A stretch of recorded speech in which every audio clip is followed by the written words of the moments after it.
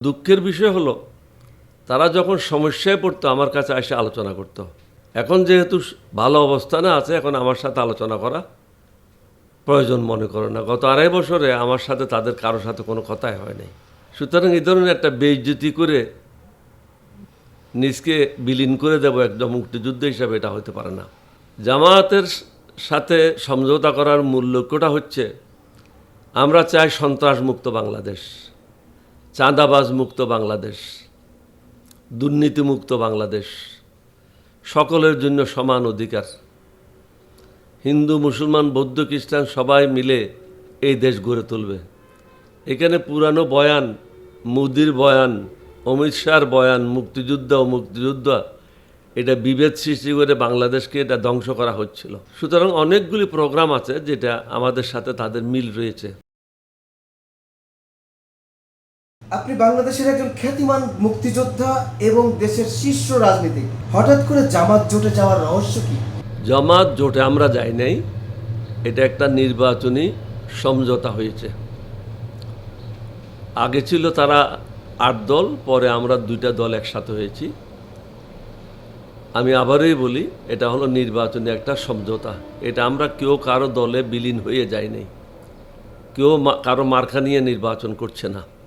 আমরা যারা এলডিপি থেকে এই সমঝোতায় গিয়েছি, আমরা আমাদের নিজের মার্কা, ছাতা মার্কা নিয়ে ইনশাআল্লাহ নির্বাচন করব। আমি তো নির্বাচন করছি না, আমাদের দলের প্রার্থীরা নির্বাচন করছে। এটা যাওয়ার উদ্দেশ্যটা হচ্ছে, তাদের যে গঠনতন্ত্র আছে, আমাদের গঠনতন্ত্রের মধ্যে অনেকগুলি মিল আছে, এবং বিএনপিতে আমাকে যেভাবে সম্মান দেওয়ার কথা, সেই সম্মানটা আমাকে দেওয়া হয় নাই। আসন সংখ্যাটাও দেওয়া হয় নাই, কোনো আলোচনাও করা হয় নাই। আসন যে আমি যেটা চেয়েছি আমাকে সেটা দিতে হবে, এটা ঠিক না, এটা কখনো আমি দাবি করি না। আমার বক্তব্যটাই ছিল, আমাদের যারা উপযুক্ত প্রার্থীরা আছে তাদেরকে যেন আলাপ আলোচনার মাধ্যমে মূল্যায়ন করা হয়। অসম্ভব কোনো কিছু আমাদেরকে দেওয়ার কোনো প্রয়োজন নাই। কিন্তু দুঃখের বিষয় হলো, তারা যখন সমস্যায় পড়তো আমার কাছে এসে আলোচনা করতো। এখন যেহেতু ভালো অবস্থানে আছে, এখন আমার সাথে আলোচনা করা প্রয়োজন মনে করে না। গত 2.5 বছরে আমার সাথে তাদের কারোর সাথে কোনো কথাই হয় নাই। সুতরাং এই ধরনের একটা বেইজ্জতি করে নিজকে বিলীন করে দেব একদম মুক্তিযুদ্ধ হিসাবে, এটা হতে পারে না। জামায়াতের সাথে সমঝোতা করার মূল লক্ষ্যটা হচ্ছে, আমরা চাই সন্ত্রাসমুক্ত বাংলাদেশ, চাঁদাবাজ মুক্ত বাংলাদেশ, দুর্নীতিমুক্ত বাংলাদেশ, সকলের জন্য সমান অধিকার। হিন্দু, মুসলমান, বৌদ্ধ, খ্রিস্টান সবাই মিলে এই দেশ গড়ে তুলবে। এখানে পুরানো বয়ান, মোদির বয়ান, অমিত শাহর বয়ান, মুক্তিযুদ্ধ ও মুক্তিযুদ্ধ, এটা বিভেদ সৃষ্টি করে বাংলাদেশকে এটা ধ্বংস করা হচ্ছিল। আমাদের কাজ হচ্ছে সমগ্র জাতিকে ঐক্যবদ্ধ করে এগিয়ে নিয়ে যাওয়া, নতুন বাংলাদেশের নতুন স্বপ্ন দেখা। প্রতি বছর লক্ষ লক্ষ আমাদের যুবকেরা বিভিন্ন বিশ্ববিদ্যালয় বা কলেজ থেকে বের হচ্ছে, তাদের চাকরির কোনো ব্যবস্থা নেই। এদের চাকরির ব্যবস্থা করতে হবে। এদের শুধু কার্ড দিলে হবে না, তাদের চাকরির ব্যবস্থা করতে হবে। কিছু অশিক্ষিত লোক আছে যারা লেখাপড়া করতে পারে নাই, পয়সার অভাবে বা সময়ের অভাবে, তাদের জন্য বিভিন্ন শিল্প কলকারখানা স্থাপনের মাধ্যমে তাদের চাকরির ব্যবস্থা করতে হবে। মহিলারা যারা আছে তারা অবহেলিত এই সমাজে, তাদের জন্য চাকরির ব্যবস্থা করতে হবে। স্বাস্থ্য ব্যবস্থা খুবই দুর্বল, এটা আরও উন্নত মানের করতে হবে, বিশ্বমানের করতে হবে। আমাদের দেশের লক্ষ লক্ষ লোক ভারতে বা বিভিন্ন দেশে চিকিৎসার জন্য চলে যাচ্ছে। এতে আমাদের কয়েক বিলিয়ন ডলার প্রতি বছর বাহিরে চলে যাচ্ছে। এই টাকাগুলি তো আমরা আমাদের দেশে রাখতে পারি। 3টে বা 4টে আন্তর্জাতিক মানের হসপিটাল যদি আমরা করতে পারি, তাহলে আমাদের দেশের লোকেরা চিকিৎসার জন্য আর বিদেশে যাবে না। আমাদের লেখাপড়ার মান পৃথিবীর সবচেয়ে নিচু। লেখাপড়ার মান বিশ্বমানের করতে হবে। প্রত্যেকটা স্কুল, কলেজ, ইউনিভার্সিটি বা মাদ্রাসা, প্রত্যেকটা জায়গায় শিক্ষার মান উন্নত করতে হবে। এটা উন্নত করতে হলে কোনো আত্মীয় স্বজন হিসাবে কাকেও চাকরি দিলে হবে না, যোগ্যতার ভিত্তিতে চাকরি দিতে হবে। সুতরাং অনেকগুলি প্রোগ্রাম আছে যেটা আমাদের সাথে তাদের মিল রয়েছে। আমরা সুশাসন চাই, ন্যায় বিচার প্রতিষ্ঠা করতে চাই, গণতন্ত্রকে প্রাতিষ্ঠানিক প্রতিষ্ঠা দিয়ে স্থায়িত্ব করতে চাই এবং চিরকালের জন্য স্বৈরাচার মুক্ত বাংলাদেশ চাই। বাংলাদেশ যেন আর স্বৈরাচারের কবলে কখনো না পড়ে, সেটাই হলো আমাদের অন্যতম একটা মূল লক্ষ্য। এবং প্রতিবার ভোট আসলে হানাহানি মারামারি এটা হয়, এটা যেন না হয়। প্রত্যেকটা রাজনৈতিক দলের মধ্যে একটা সৌহার্দ্যপূর্ণ সম্পর্ক থাকবে, মানুষ মানুষের সাথে ভালো সম্পর্ক থাকবে, মনুষ্যত্ব থাকবে, কেউ কাকেও গালাগালি করবে না। আমার হাতে একটা মোবাইল আছে এই জন্য আমি আপনাকে গালাগালি করব, এটা ঠিক না। এটা একটা অসভ্য জাতি হিসাবে আমরা পরিণত হব। আপনাকে আমি সমালোচনা করব, কিন্তু ভদ্র ভাষায় সমালোচনা করব, গালাগালি করে না। গালাগালি কারা করে? যাদের মা বাপের কোনো পরিচয় নাই, তারাই এই সমস্ত কাজ করে। কিন্তু আমাদের উচিত হবে সভ্য সমাজের সাথে তাল মিলিয়ে চলা।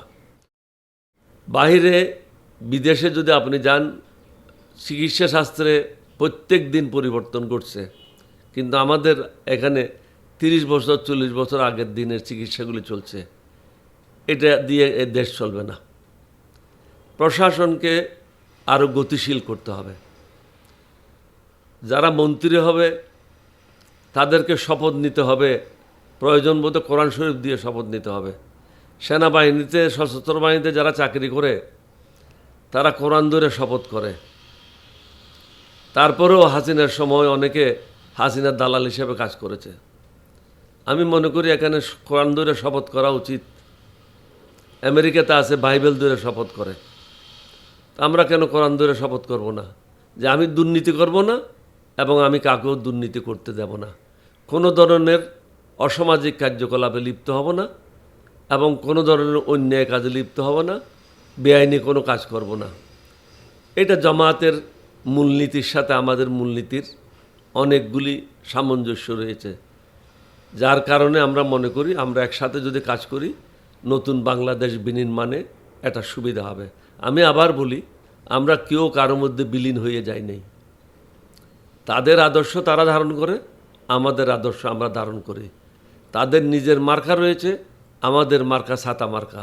আমরা এই মার্কা নিয়ে নির্বাচন করছি এবং এই জোটে বা জোট না, এই সমঝোতায় যারা রয়েছে প্রত্যেকে নিজের নিজের মার্কা নিয়েই নির্বাচন করছে।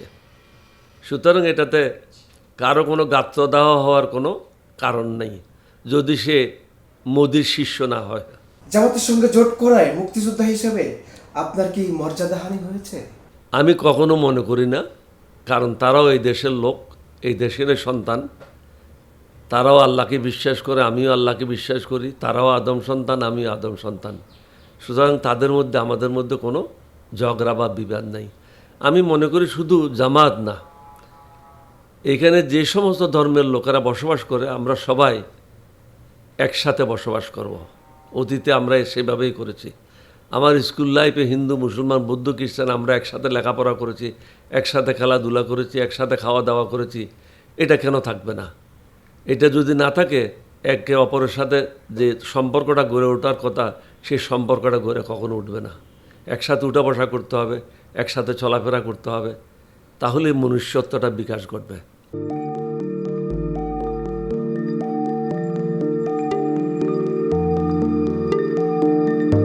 পহেলা জানুয়ারি 2026 ইউটিউব জার্নালিজমের অগ্রদূত changeTV.press সংগ্রাম মুখর 7 বছর পেরিয়ে পা রাখলো গৌরবান্বিত 8 বছরে। এই আনন্দ প্রহরে সবাইকে নিরন্তর শুভেচ্ছা।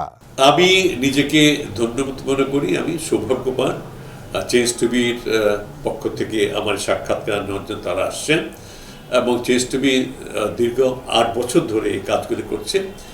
আমি তারা অনেক ভালো কাজ করেছেন, দেশের মানুষের সুখ দুঃখের কথা প্রত্যক্ষ তুলে ধরছেন। আমার আশা থাকবে চেঞ্জ টিভি সামনের দিকে উত্তরোত্তর আরও সমৃদ্ধ হবে।